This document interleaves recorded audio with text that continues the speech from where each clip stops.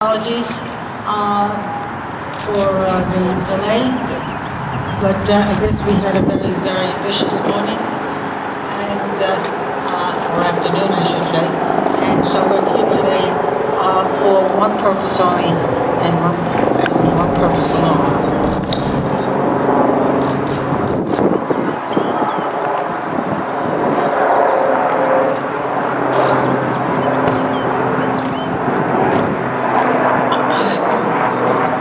This is one of the hardest things I think any of us have to do. But I have before me a letter that is being delivered to the county executive. It has been written with a great deal of sorrow in requesting his resignation as county executive. Okay, there are allegations out there, and of course, until those allegations are proven true, we still think that in spite of that, those allegations, there is a cloud over county government, and it's our I guess obligation to try to the best of our ability to remove that cloud and do what is best for the citizens of Nassau County. I want you to know that it is not for us to determine his guilt or his innocence, and we have no intention of doing so. However, the theme out there day after day in Newsday and the media, and you guys know this to be true, is the word corruption. And it seems to be really and truly not good for the residents of this county, and it's certainly not good for us who want to govern in the best interest of those residents. And as long as that cloud is there, everything we do will be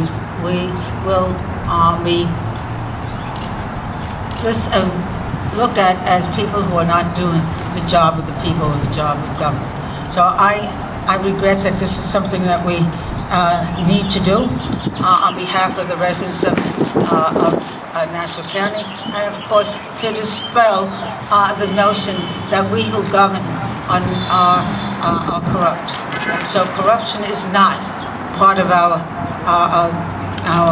history, and I certainly want no one here who's standing with me today to be painted with that brush. And so I think at this point I would like to turn it over to the Deputy Presiding Officer, Richard Niccolo. Thank you, Norman. I'd just like to add several points in addition to what our presiding officer has just said. First, our actions today should in no way be interpreted to mean that we are taking a position on the criminal charges that are pending. Ed Mangano, like every American citizen, is entitled to his day in court, and he is presumed innocent until proven guilty. Second, we have struggled for this situation for 5 months and have given the county executive the benefit of the doubt as to whether he could continue to govern effectively. Third, we cannot compel the county executive to resign. He is his own man and will make his own decision. However, we have reached the point where we as Nassau County elected officials have to make a stand. It is clear to us that this situation cannot continue. There are too many pressing issues in this county for us to have a county executive for the next 9 months who will be increasingly distracted by federal felony charges. Among the many issues confronting the county are the contract with Armor, which expires soon, in which we don't have a replacement in place, an assessment system under tremendous strain, and a reval that will be getting underway shortly, which must be done correctly. All of our labor contracts are due. The 2017 budget is incredibly tight and needs constant day-to-day monitoring. The preparation of the 2018 budget must be undertaken soon, and we have a contract system that unfortunately produces contracts chronically late. These are just a few examples. And I would also add that the Democratic minority has used the county executive's troubles as a pretext to hold up tens of millions of dollars in bonding for critical infrastructure.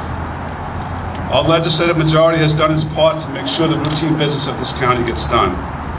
However, the county's pressing issues cannot wait until January 2018.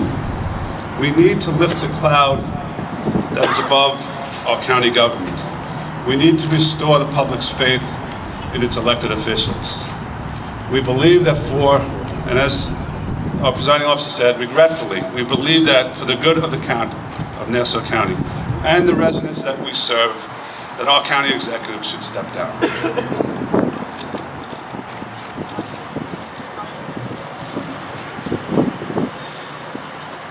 This is not something that we've done lightly and without a great deal of reflection and a great deal of heartburn and sorrow. This has gone on, this cloud of uncertainty has gone on for quite a few months. We hoped and prayed that the county executive would be able to dispel this cloud. If he's unable to do so, we certainly hope that he is ultimately able to vindicate his name. We applaud all the good things that he's done over the years, as he set forth in his address earlier this afternoon. And we wish him nothing but the best of luck in the future. However,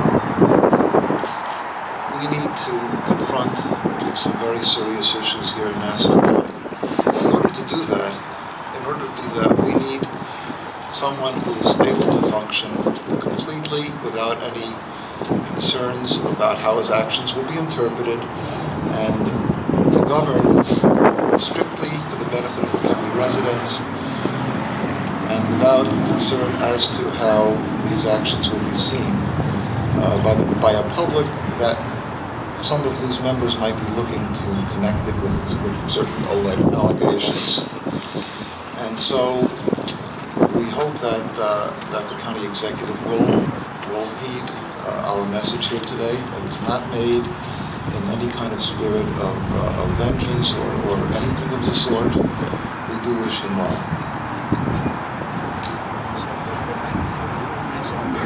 Now back to business. Okay, thank you very much. I'll ask, if we can, I don't know. We have another, I know that you've been waiting patiently, but we also have committees to get to, and they are also delayed. It's a letter signed by all the